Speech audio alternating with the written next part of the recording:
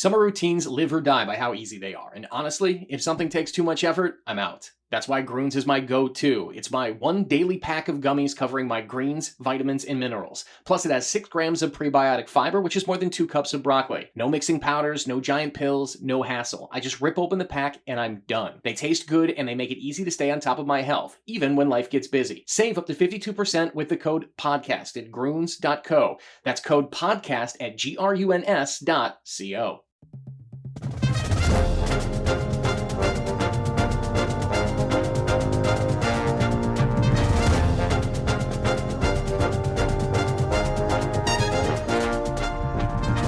It's the Go Gopher podcast with Mike Grimm, episode number 63. I am Mike Grimm, voice of the Golden Gophers, and welcome back to the podcast. We have 2 special guests on this week's Go Gopher podcast talking Golden Gopher basketball. A couple of heavy hitters. First, we have Golden Gopher Athletic Director Mark Coyle, who might be the busiest man in Minnesota right now. In addition to just hiring a brand new women's basketball coach, Coyle's also serving his 2nd year on the NCAA Men's Basketball Committee, meaning he's knee-deep in hoops. We'll get the inside story of the hiring of Dawn Plitzuweit as the new leader of Gopher Women's Hoops. And we'll go inside the Selection Sunday process as part of Mark's duties, and we'll talk about the Division I men's coach who took his shirt off after making the Sweet 16. In our second segment of episode 63, we'll get the insider thoughts of Justin Gaard. He's the voice of Gopher women's basketball on the radio, and he was the first person to interview the new head coach, and JG will offer thoughts and analysis. This is episode 63. We've got some great intel in this one. Our Go Gopher podcast is presented by alumni-owned Sunbelt Business Advisors and True North Mergers and Acquisitions. If you're a business founder planning to exit your business, you'll want to start by contacting Sunbelt Business Advisors and True North Mergers and Acquisitions. Sunbelt serves more businesses up to $5 million in revenue than anyone, and True North M&A serves companies with revenues up to $150 million. Get a confidential, no-cost, no-obligation business valuation started today. Make the most of your life's work. Visit sunbeltminnesota.com or tnma.com today. We thank them for their support of Gopher Athletics and the Go Gopher podcast. We're also glad to have Affinity Plus Federal Credit Union with us here on the Go Gopher podcast. Affinity Plus has been a longtime Golden Gopher supporter and also a major backer of Special Olympics Minnesota, and the Polar Plunges are continuing. Affinity Plus is your local credit union throughout the state of Minnesota. Find out more at affinityplus.org/Go Gophers. Our podcast is also brought to you by State Farm agent Tony Hoagland at ChamplinInsurance.com. We're podcasting episode 63 from the Aquarius Home Services studio. One other quick note, if you're a restaurant or business who would like to have our podcast broadcast from your venue and are interested in partnering with us, please contact the great folks at Talk North. We'd love to be on location on a regular basis. You can go to talknorth.com and contact Karen Cleary. That's Karen Cleary at talknorth.com. We invite you to subscribe to the Go Gopher podcast. If you haven't already, you can go back and listen to the Go Gopher podcast. Last week, for example, we talked with Gopher star goaltender Skylar Vetter from the women's hockey team as they advanced to the Frozen Four on the women's side. Some great hockey talk in that one. You'll love it. It's free to subscribe and free to listen at any time. This week, it's episode 63 of the Go Gopher podcast, and we're talking Golden Gopher basketball and more. Batting leadoff is the head of the department, Athletic Director Mark Coyle. I think this is your 3rd or 4th time on our podcast. I think you were the 2nd ever guest. Ben Johnson was first, and you were the next week. And you haven't brought me back until the 63rd one, so that probably tells you how well my first appearance was. No, you were 2, and then you had a few more in between there. I know you were on a year ago because I remember when the lights went out in Portland, remember? Yes, I do. You were in a meeting room, and they had the automatic sensor lights, and in the middle of our Zoom interview, the lights went out. Yep. You had to wave your hands to get the lights. That was the NCAA tournament. So if that's the last time, it's been about a year, but I think you've been on between then and now. But you've been a busy man, huh? As you know, it seems like things never slow down in college athletics, and we haven't even started to talk about NIL, the transfer portal, and everything else going on. But obviously, with hiring of our new women's basketball coach that we announced yesterday, and then I'm on year 2 on the men's basketball committee, so having a chance to do that. I was in Des Moines all last week. I was in Indianapolis the week before, and head to Kansas City this week. We'll be there for the Midwest Regional, and then the Final Four next week. So there's a lot of moving parts, and obviously our women's hockey team, Frozen Four, men's hockey team going up to North Dakota, still tracking those teams very closely, and really exciting time, no doubt. Yeah, and so for our purposes today, because I know, as you mentioned, there's so many topics to cover. You're busy. You're leaving for Kansas City tomorrow. I want to keep it to just mainly basketball. At some point, maybe as we get it toward the off season, let's do NIL, Big Ten TV contract, transfer portal, all those cool things. And hopefully we're talking about national titles for men's hockey and some other stuff too. But because we're limited, you're a busy man. So one, we appreciate you spending time with us here. And we want to talk about basketball specific yesterday. As we talk, it's Tuesday. So yesterday was Monday. Dawn Plitzuweit is the new head women's basketball coach here at the University of Minnesota. Take me through the process, how she rose to the top in the candidacy, and man, I thought she was awesome yesterday. What's your impression? Yeah, well, we feel obviously very blessed to have her at Minnesota and her husband Jay, and I had a chance to meet her daughter Lexi, and can't wait to meet AJ, her son, who plays over at South Dakota. But we with the time of our announcement, when we made our announcement, as you know, I like to kind of go quickly and I like to go quietly, and I have great empathy for our student athletes. And so when we met with the team on that Thursday, I told them it's going to feel like an eternity until we find a new coach, but I promise we're going to be as efficient, go as quickly as we can. And so the timing, we had a chance to talk to head coaches. So the Big 12 women's basketball tournament didn't start till the following week, so I had a chance to visit with her just to see if there was an interest. And I tell all of our coaches, when we interview coaches, we want to be very respectful of what you're going through. If you're interested, we're not going to bother you until you're done. Mm-hmm. And so she played in the Big 12 tournament. I think they played on a Thursday or a Friday, maybe a Friday, Mike, because I was in Indianapolis, and I made a comment. I'm in the selection committee room, but I'm watching her game against Oklahoma State because I just wanted to see how she was on the sidelines. And I was watching some other candidates of people who we were talking to as well. And then I had a chance to meet with 4 or 5 coaches. We then had our search committee do Zoom interviews with everybody through that process. And then when Dawn in West Virginia made the NCAA tournament, again, we were not going to bother anybody till their seasons were done. We made that very clear. And when they lost to Arizona on Friday, I had a chance to visit with her that night. I was actually in Des Moines. It was an off day for us because we played on Thursday, Saturday in Des Moines.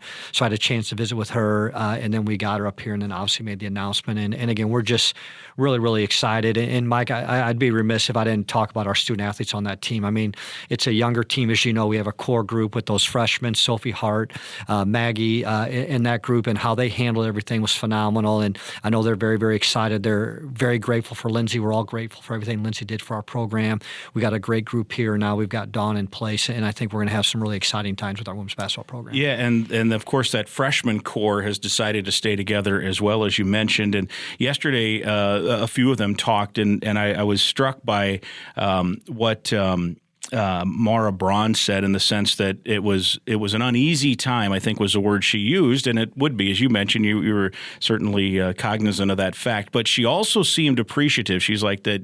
She called you by name a couple of times. She said Mark kept us abreast. We set up a Zoom call a couple of times, and I think that was important to them. It seemed like, and certainly with Mara and what she commented on. Yeah, Mike, it's a shock to the system, and I can tell you, and if I told you the story before, I apologize, but I remember when I got my first AD job at Boise State, we had a transition with our women's soccer team, and I remember walking in the room and meeting with that soccer team, and the look on their face when I said, hey, we're going to go in a new direction and find a new coach, and it really struck me, and I said, hey, I'm going to go as quickly as I can. It's going to feel like it's forever, but I'll go as quickly as I can, because it impacts them they were recruited to that school, they played for that coach, and all of a sudden you got this dude walking in saying, hey, we're going to do something different now, and so what we try to do when we met with the team, they were surprised and shocked. And then we had a meeting with the team, and a lot of their family and parents had an opportunity to come in and just ask questions. And we said, hey, our goal is to be transparent, to talk with you. We made it very clear.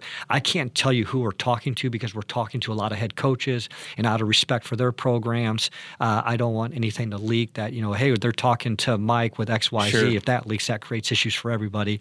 So that they were great. And we actually did a Zoom call. And Mike, I apologize. My days may be off a day or two, but I did a Zoom call when I was in Des Moines with them and just said, hey, we're getting closer. We've narrowed it down to a couple of people that we're zeroing in on. I can't give you names because, again, they're playing in March Madness, and I want to be respectful of that. And they were great. They understood that. And then as things started to kind of leak out Friday, and if one day you'll teach me how leaks happen, but once we announced it on Saturday, they were relieved. And again, Mara and Mallory, that whole group, Maya, Nia, Sophie, they were all great throughout the entire process. Maggie, I'm going to forget some, but they were all handled it great, and just really grateful for their leadership. And that's why I thanked them yesterday at the press conference, because they led us through this process, and they've been great. And I know Dawn's super excited to work with them. I know they're super excited. So again, I think we've got some exciting times in front of us. Yeah, and as fast as you want to go, the calendar kind of dictates some of it, as you mentioned, the March Madness part of it.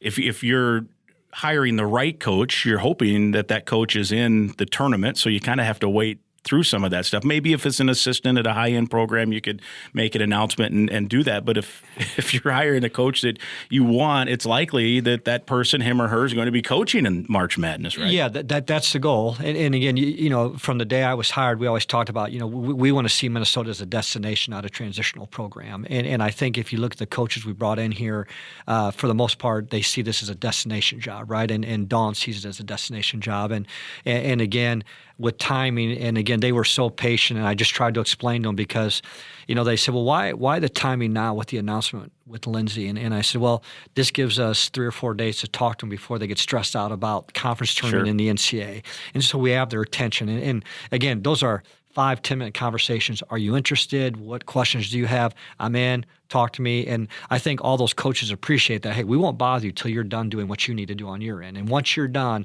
we're going to go super quick. And Dawn jokes, she's like, you're not kidding. I mean, I talked to her Friday afternoon when she got back to Morgantown, and I said, we go quick because, again, I have great empathy for our student athletes who 2 weeks for them, which, again, feels like an eternity. So we try to move quickly. But, again, we are at the mercy of the calendars of the March Madness and the tournament. So it worked out well for us in getting Dawn here. Now, from the process part, do they all have agents too? Do you work with them, or is it mostly through coaches, or how does that work, or does it depend on the coach and the sport? Yeah, no, a lot of it depends on the coach and the sport. So, we worked with several different agents with our women's basketball search that we worked with, and Dawn's got an agent, Brian, who was great to work with and great to have conversations with.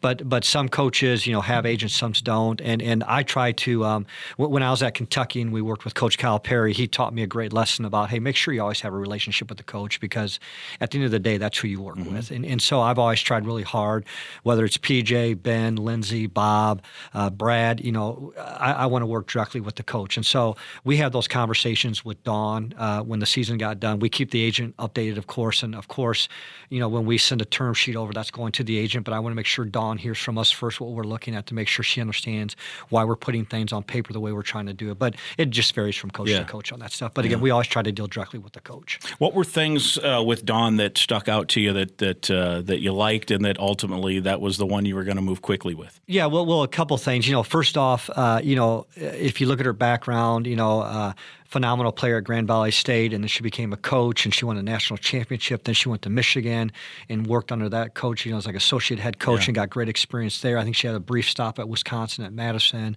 And then, you saw what she did at Northern Kentucky, and I'm familiar with Northern Kentucky from my time at the University of Kentucky. And then South Dakota, when they made that Sweet 16 run. As you know, I try to keep lists updated, so that's somebody that was on our list. And obviously when she went to West Virginia, the timing was clunky, and I talked about it yesterday at the press conference. My very first conversation I had with her was like, hey, we would love to talk to you, but I need to know where you're at. I know you just got to West Virginia, and I know people say, hey, they're full of crap, they don't mean it. But like when I was fully invested in Syracuse. I love Syracuse. I think you saw me with some of the Syracuse people when we played in the bowl game. Those are dear friends. I had no idea I'd be going to Minnesota a year later. You just don't know, timing you can't control. And so I talked to Dawn about, hey, timing, I did it at Syracuse. It's a hard decision to make, but you work your way through it and those type of things. And I think she appreciated that conversation. So obviously with her at West Virginia this year, by getting them to the NCAA tournament, I think when she got there, she only had 6 players on the team, or maybe 7. So she built that team up, gets them to the NCAA tournament. So we just felt like she checked all the boxes. And then at the end of the day, it always comes down to recruiting. And She's able to recruit from Wisconsin, Big Ten footprint, South Dakota. She knows how to recruit the Midwest. And I think if you see some of the feedback we've gotten from AAU coaches, high school coaches, they're really excited because they know who she is. They trust her. They know she can develop players. So, again, we felt like it was a really good fit for both sides. Yeah, it's interesting you mentioned that, the thing, because, whoever the media, they'll put out lists, like here's some candidates, and they try to figure out, well, who's got ties where. And she was on a lot of lists, but a lot of those lists said, but it's doubtful she'll leave after a year. And then when you mentioned that yesterday about your experience, sometimes a job just pops and it's like, you're going to just have to, like, it's a once-in-a-lifetime situation. And I would guess that for her and for you, the Big Ten, Minnesota, you're both Midwesterners. You're from Iowa. She's from Wisconsin. There are some similarities there. And it isn't like you're looking to get out. Like, if she could have stayed for 15 years at West Virginia if the right job didn't pop, and it popped when it popped, and you got to, yeah, it might be your only chance, right? And again, you and I grew up very close to each other in Iowa, and we grew up in that Big Ten football, football footprint, not football, but footprint. Yeah. And what I tell people is, like when Minnesota opened up, and when Minnesota first reached out to me, I'm like, well, who do you want me to recommend? Like, no, they want to talk to you. And I'm like, oh, I can't. I'm happy at Syracuse. We just went to the Final Four with women's basketball, with men's basketball.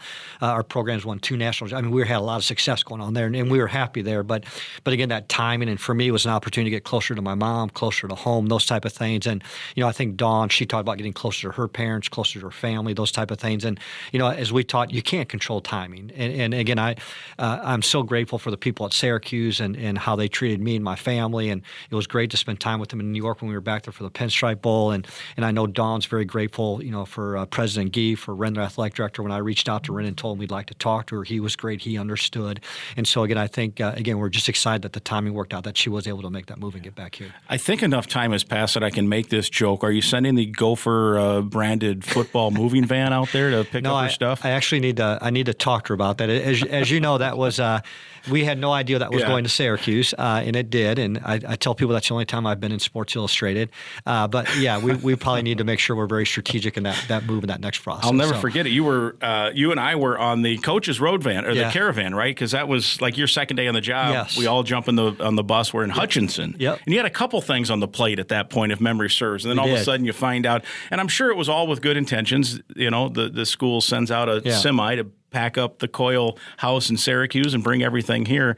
And they thought, it'd be great. Let's just send out the football equipment truck. Yeah, well, you with remember Goldie on the side. Yeah, you remember Rhonda McFarland, our former CFO, who's out in Boise now. But I remember Rhonda sent me a text and she said, "Hey, I think I just saw the Minnesota football truck in Syracuse," because she was still there. And she was moving about a month later, and then I get the panic phone call from my wife saying they sent a moving truck. And we were excited because when we left Boise to go to Syracuse, the moving truck was like 2 days late. So I'm like, well, that's awesome. That's great. And she's like, it's the Minnesota. I'm like, oh, boy. And so we worked. TV station showed up, right? We had multiple TV stations outside our house, and it was quite the moment. But it'll be a great story for my book one day. That's a wonderful story, and we're not going to send that truck out to Dawn to move her stuff from West Virginia. No, we will not do that. No. Very good.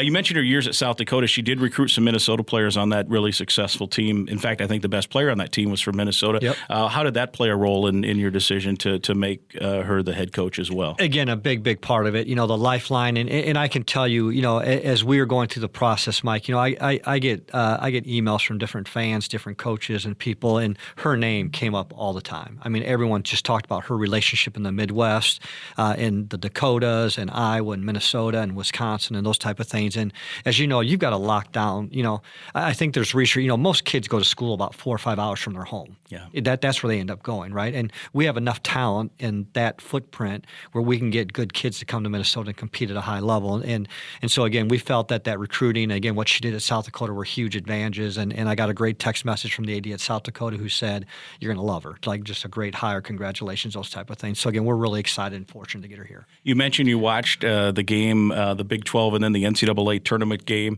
I have not watched any. I guess as you know, I'm a women's basketball fan, but I guess I haven't watched many of her teams play. But just based on the news conference yesterday, and kind of she seems to have a feisty nature about her. Would you say that's right? Think lockdown defense. Yeah. She It was great to see her interact with the players. And I remember, we were talking about Mara and the core group. I talked about the importance of finding somebody who will want to celebrate the student athlete experience. That's a big deal to us, right? And I always say academically, athletically, socially. How are we going to get somebody in? And watching Dawn interact with their players on the sidelines, they were tough. The team was tough. The 50-50 balls, West Virginia got them every time. Yeah. You had to earn everything you got on the defensive end. Offensively, they were very mature. They ran really good sets, those type of things. And so, again, I just felt like, almost 28 years experience as a former player, what she's done coaching, the experience in the Big Ten. She understands what it takes to win in this league. And again, we're just really excited she's here. And just from they had their first practice this morning already, right? They get limited number of off season. I don't think they can go every day with a head coach, but today they were already going. Yeah, and I'm not sure when they went. So if they went this morning, you'd know better than me. But they can have their first practice today, which they were going to have today. And I was actually, when I get done with this, I was going to go up and check in on her just to make sure she's doing okay. But she was excited to get to work, and I know the student athletes were excited to get to work. And again, it's just an exciting time for our program. All right, so I'm guessing your wife hasn't seen much of you in the last 4 weeks or so. It's been a little bonkers, yeah. Starting with the middle of March when the men's basketball committee unveils the top 16. I go to Indianapolis for 3 or 4 days. I'm there, and then I'm back home. But as you know, I travel with our teams here to spend time with them and try to do those things. And then I go to Indianapolis for a week for selection week. And then I was home for a day and a half. Then I was in Des Moines for a week. Got back. I actually got back about 3 a.m. I drove back because I wanted to spend time with Dawn on Sunday. So I got back early Sunday morning, spent time with Dawn and Jay and Lexi, and then caught up on some work things here. And then I'm in town. Today's Tuesday. I leave tomorrow for Des Moines, or for Kansas City. We'll be in Kansas City till next Monday. Home for a day, and then to Houston for a week. And then hopefully there's a Frozen Four trip for our men's hockey team, so I'll be going to Tampa for that side. Wow. So it's just a crazy. All while hiring a women's basketball coach. Yeah, well, again, I gave shout out to Julie Manning, our deputy athletics director, and our search committee. Hugh McCutcheon, we've got Hugh working for us. He did a great job in the process, but we've got a great search committee that helped. We put together that short list, and obviously the search committee had a chance to meet with those people. So as you know, it's a lot of people who helped make all this happen, but it's been a busy run for us, no doubt. What was and I know maybe you're not at liberty to say everything, but what was the process like this year in terms of coming up with the field of 68, where to place them, how to seed them, all that stuff? I know it's a multi-week. Well, it's really a year-long thing, but it really gets serious that last handful of weeks. How was it compared maybe to last year, your first experience in doing it? Yeah, well, going on year 2, you feel like you can breathe a little bit more. And what I mean by that, Mike, is you watch college basketball all year, and what the NCAA, Dan Gavitt, Joanne Scott, David Warlock, LJ, I'm going to miss people, but they are so buttoned up. I wish people could see how buttoned up the NCAA is and how well they structure this and they do this process, and they give us so much information, but they really encourage you to have like a home team, if you will. And what I mean by that is I have Mike Wiersbicky, Ryan Livingston, Ginny Yalen, and Paul Rovnak is like my home team, and so we're assigned conferences. They help watch those conferences with me, and then we get together every week. We do what we call a Minnesota top 30, where we rank our top 30. We then put in the next 25 teams based on some metrics of what we think they're going to do in postseason play and how they're doing throughout the year. And so that home team, or that core team, if you will, prepares me. So when I get to Indianapolis and when we're all together and we start to select the field, as you know, there's 36 at-large spots, there's 32 AQs, and it's our job as a committee to find the best 36 teams to put them in those at-large spots. And so there's a lot of conversations with Ryan, with Paul, with Mike and Jenny, going back and forth on like, hey, we had this team as 19, but some of my committee members have them as 23, or some of them have them at 15, where we miss, so you have those type of conversations. So it's a lot of back and forth. But this year, I felt like I could breathe a little bit more because I felt like I'd gone through it once. But again, Chris Reynolds, who's the athletic director at Bradley, is the chair of the committee. Charles McClellan, who's the commissioner of the SWAC, he's the vice chair.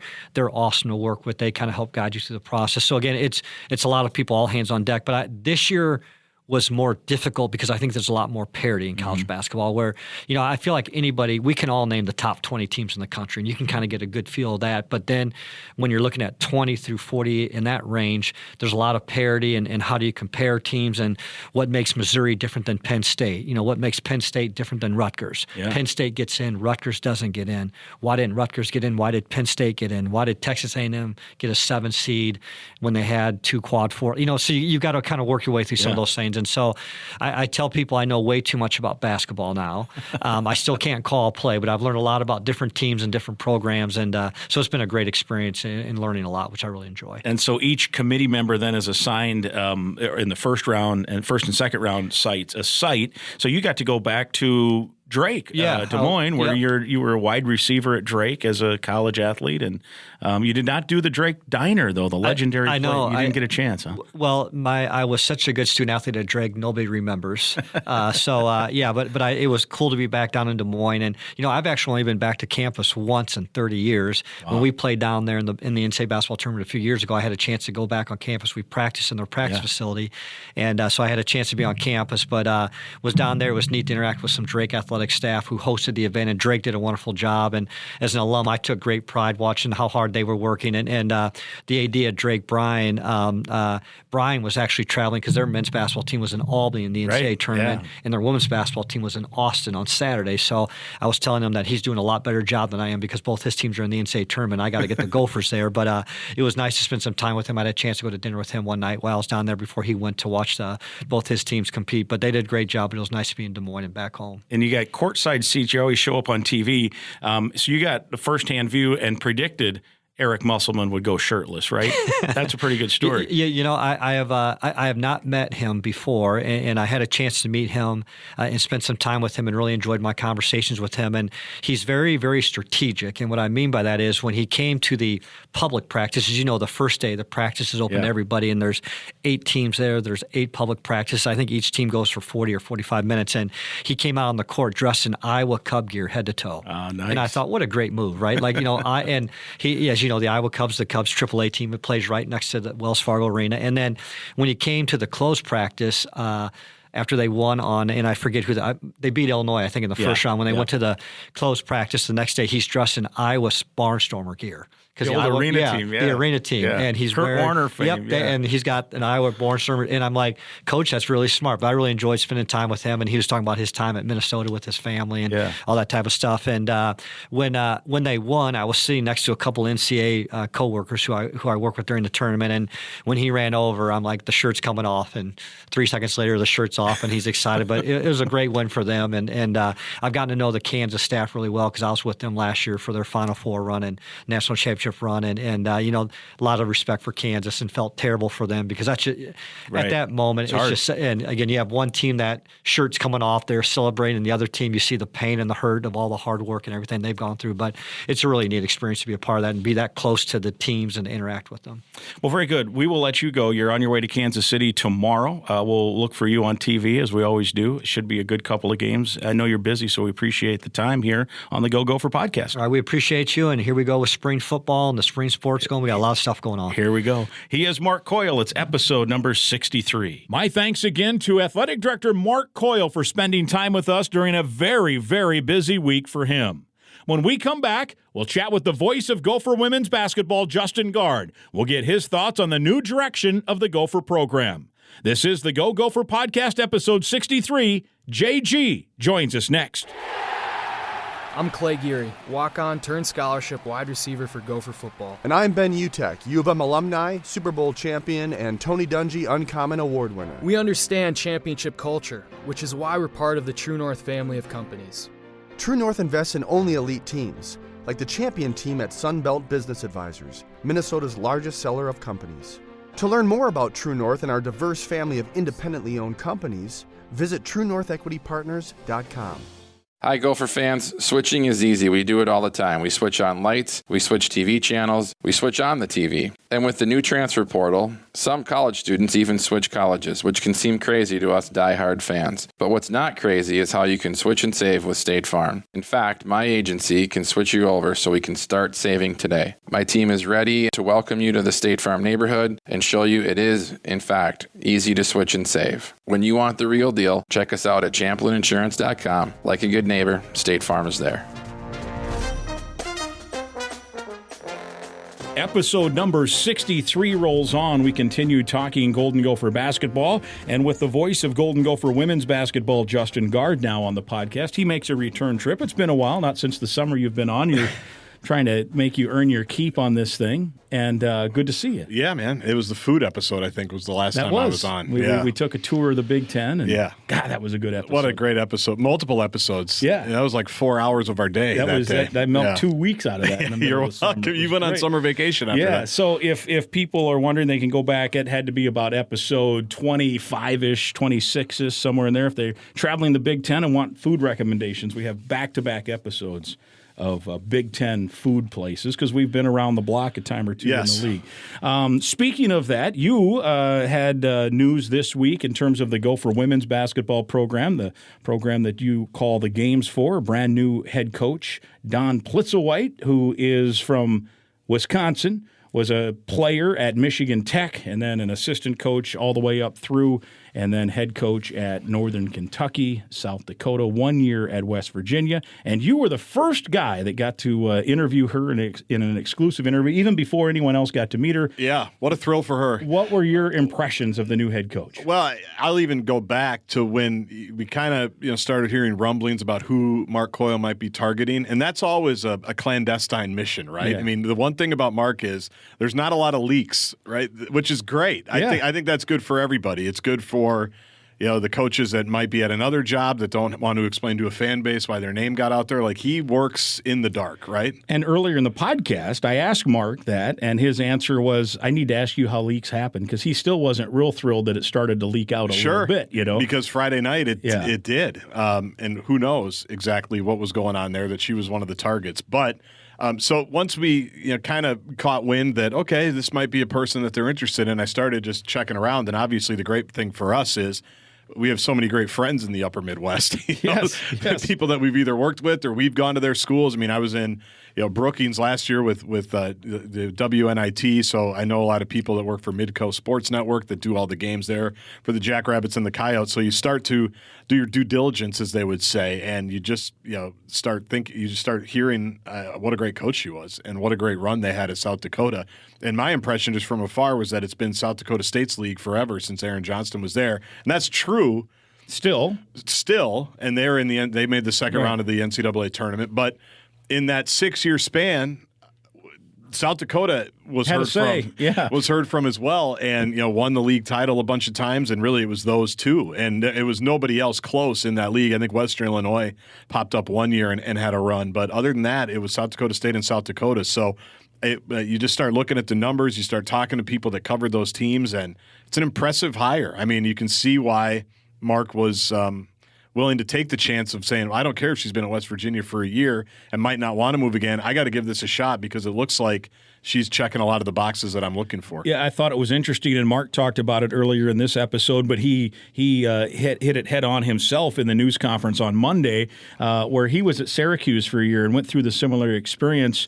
And I think that helped, that common ground a little bit in hearing Mark talk about it, that he could explain, look, I know what you're going through. I can help you through it. I was at a place that I loved for a year, but there was, it's a once-in-a-lifetime chance to get back close to family. And I think if it was something else, and I want to give Mark credit, and I don't, he doesn't want to take all the credit, but I think that probably nudged it along where I think it could have been a no, but he said, hey, I went through the same thing. I'll help you through this. It's okay. I'll give, it happens. Right. No one can control the timing. That's it. You can't control it. I mean, I even say, you talk about the previous coach, Lindsey Whalen, saying the timing probably wasn't right for her to take the job.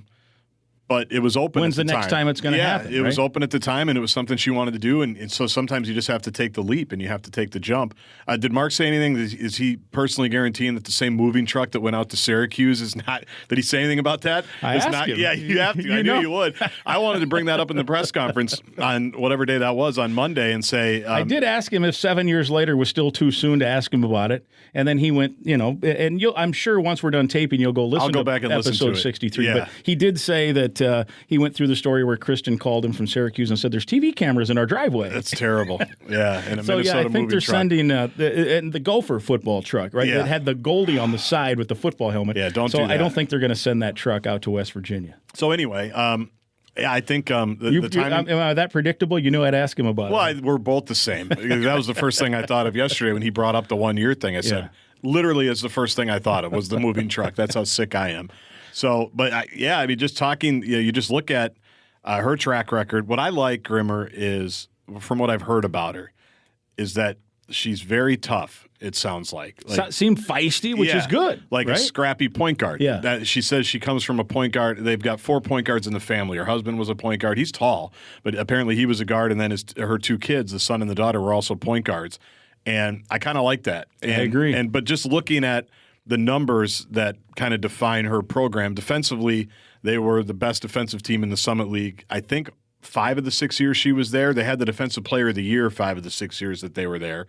Forced about 18 turnovers a game, and it wasn't because they press a lot. It's just because that's what they do. They guard you, and I like that. And they also take care of the ball. You and I talked a lot this year. I mean, if there was one huge negative for Gopher women's basketball this last year, it was the turnovers. Just absolutely torpedoed them.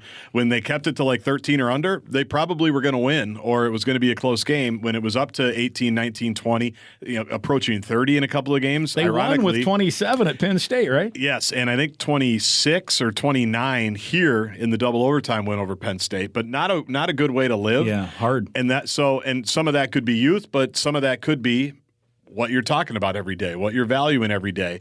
And so I think we'll find out. I think it'll be a combination of the both. But it sounded, too, not to jump in, but as a former point guard, you'd figure. Now, Lindsay, of course, too, was a former point guard, but that would be an emphasis in the news conference on Monday. That defense and taking care of the ball it seemed like 2 of the pillars she's going to hang the hat And on. I just liked that, hey, we want to run and we want to play fast. You have to get stops if you want to do that. And I loved that. And in this team, I thought also played at its best when it was getting stops and moving, because they've got talented players, that can do that in the open court. Do you think, too, I think you follow it much more closely, you're around them, you travel with them, that this foursome of freshmen especially probably need that kind of direction? I think they're eager to take it, right? I mean, I think they want some. I'm not saying that the other staff, the previous staff didn't. That's not, and that's the problem you get with this, because if you talk about this and then say, what this has nothing to do with anything other than I think that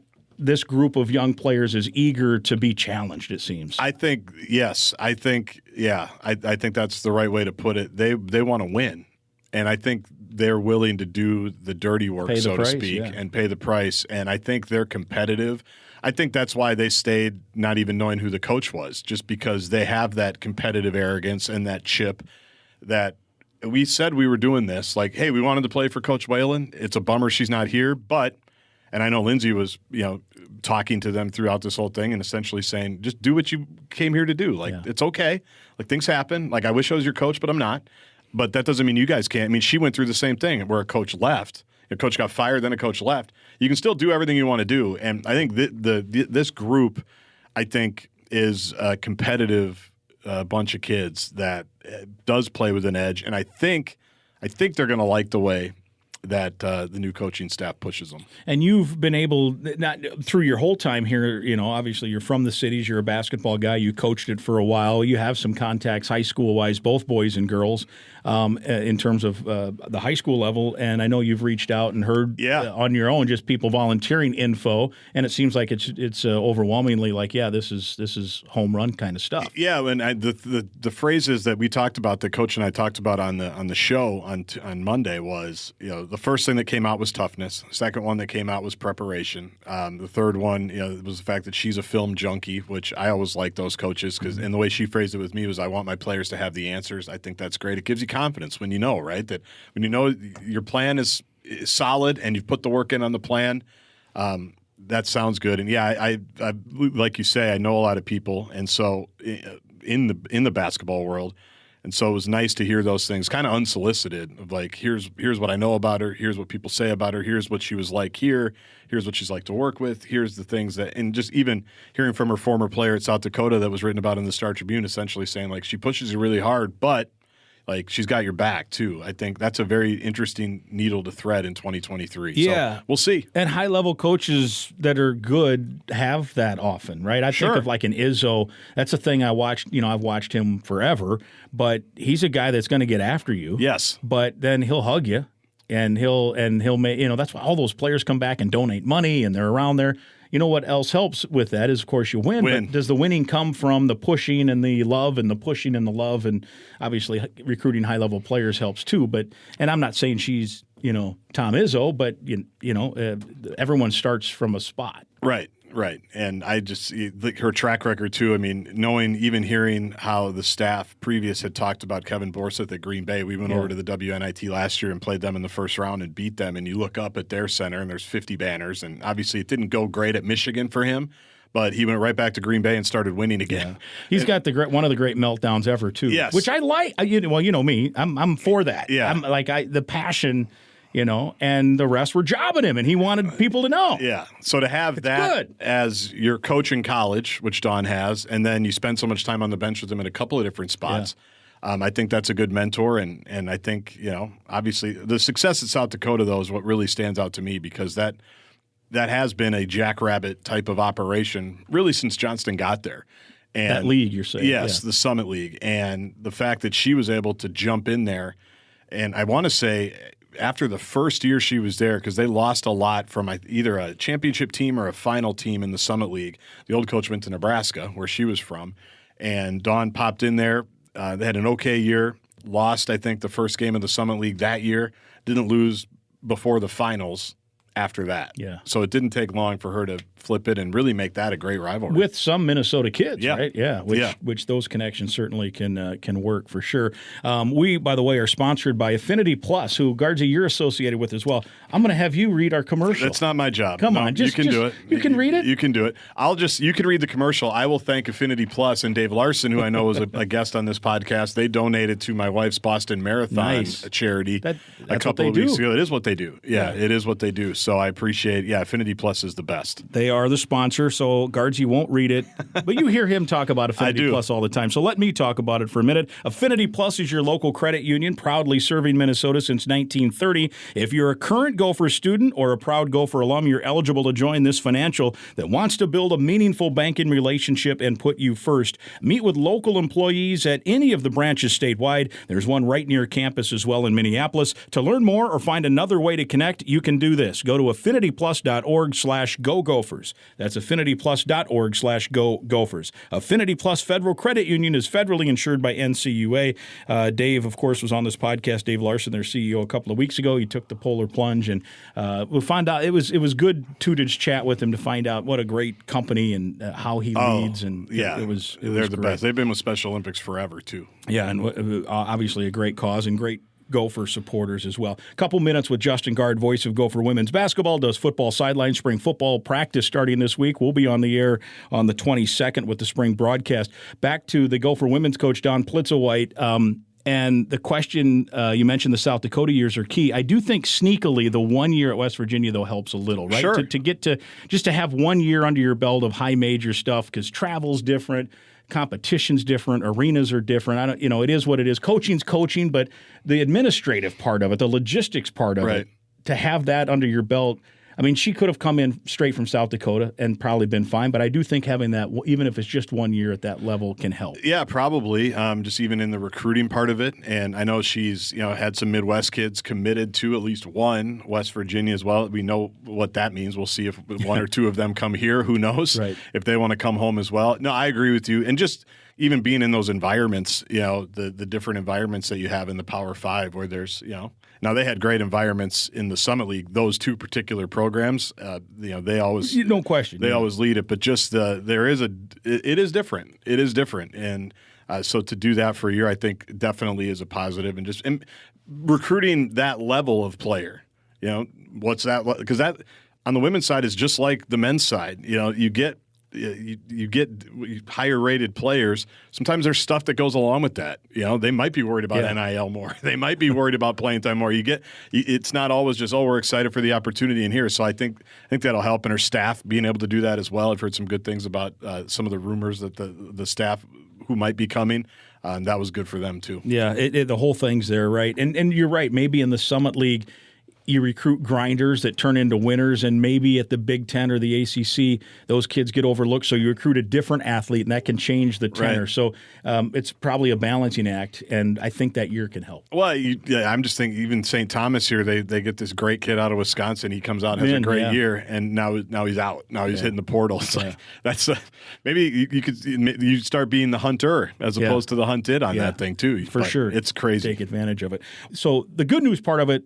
A solid hire. The crummy part of it, of course, is one of the most popular players, athletes generally in Minnesota history is no longer the coach. Yeah. I know you're close to her. You've talked to her. How is she doing, and what are your thoughts on that side of it? I mean, it's a bummer. It's too bad. I think certainly their feeling was she was just starting to figure it out. The recruiting class, I think, speaks for itself. Right. It's a top 10 recruiting class. I think we've seen why. I think they're talented, obviously. And so I think there's great disappointment that they weren't able to finish that out and at least see that through for 2 years maybe as opposed to 1. But as Richard Pitino once told me, this is the business we've chosen, right? I mean, that is what it is. And the thing that I appreciate about Lindsay, though, is I know for a fact, she was a big force in why the freshmen decided to stay. To get here to start, and then to obviously say, hey, finish it. To get here to start was, look, I'm going to be fine, and she's going to be fine. She's, who knows if she gets into coaching at another spot or if she does media stuff or if she just relaxes for a minute because she's been on a hell of a ride here, from when everybody learned about her in 01, 02 to whatever year we're in now. I mean, it's been 20 years of go, public face of this, public face of that. Maybe she just wants to be the kid from Hutch and, play golf with her husband. And, I know she's already taken a couple of trips. Like she wouldn't be able to do that, right? So she'll be fine. I know she's bummed because I think she, and I don't want to speak for her, but just being around the program the last 2 years, I think she felt like she finally got what it was and was getting her feet underneath her, certainly with the recruiting. And I know she was excited to see what these kids are going to do, and she'll still be that way. I mean, she's still close with them, obviously. And I know, in that immediate aftermath, she was a big reason why. I'm not saying, they're doing it because of her, but they might be doing it because of her. I don't know. Yeah. And she wasn't like, oh, go wherever you want. It was, no, you guys wanted to be Gophers. You still can be. And I'll still be watching you, and that's how it's going to go. So, which if you know her, that doesn't really surprise you. But, yeah, it's a bummer because the day she was hired was obviously a day of great hope and optimism. And we even talked about this with Richard. I mean, you throw in the pandemic, you throw in, the all transfer portal. Like, it's a hard deal. It's a hard thing. I'm sure she'll talk at some point about where she wishes things went different that might have gotten her off on a better foot. So it wasn't such an uphill battle, in years 4 and 5, and you were starting over in year 5. But the legacy will live on with these 4, and we'll see where that goes for sure. And the future's bright for the program somewhat, a lot because of that framework that she top 10 recruiting classes aren't just rolling around out here. And it wasn't like this player got a random 5-star, so it popped up. It was like anybody that covers recruiting was like, that's a hell of a class. And they're going to be a hell of a class. And hopefully they finish what they started, and I know that's their intention. Well, it was good to chat, good to get some insight. I think things are exciting with Gopher Women's Hoops. You and Lynette will have some fun calling games next year. UConn comes to the barn, remember? That's right. Yeah, UConn's coming to the barn. Good challenge there for the young ladies with UConn coming to town. You and I will be on the air April 22nd, Gopher spring game. It's one of my favorite days of the year. Will it be outside this year? Let's keep our fingers crossed it is. Man, the one year we did it in May because of COVID. Was a great day. Yeah, that was great. 70 degrees. We've done 2 of the last 3 people. Inside, right? Yeah, and in some cases we haven't even done it. Or it got piped, We'll be there. All right, well, very good. I appreciate the time as always. Let's not make it so long between visits on the Go Gopher podcast, Guardsy. See you next year. Episode 63. My thanks to the voice of Gopher women's basketball, Justin Gaard. Some great insight into the new head coach, Dawn Plitzuweit. Many thanks also to Gopher Athletic Director Mark Coyle for giving us the inside scoop on all things college basketball. The Go Gopher Podcast, Episode 63, is presented by Sunbelt Business Advisors and True North Mergers and Acquisitions. If you're buying or selling a business, visit sunbeltminnesota.com or tnma.com. Affinity Plus is also a great Gopher supporter. They sponsor us. They're locally member-owned, full-service financial invested in you. You can learn more at affinityplus.org/GoGophers. They have a top-ranked mobile app as well. We're also brought to you by State Farm agent Tony Hoagland. Again, I'd invite you to listen to past podcasts, and right now click the subscribe button to the Go Gopher podcast. It's free to listen and free to subscribe. And please share the link to the podcast with others so they can subscribe and listen as well. We'll talk again next week.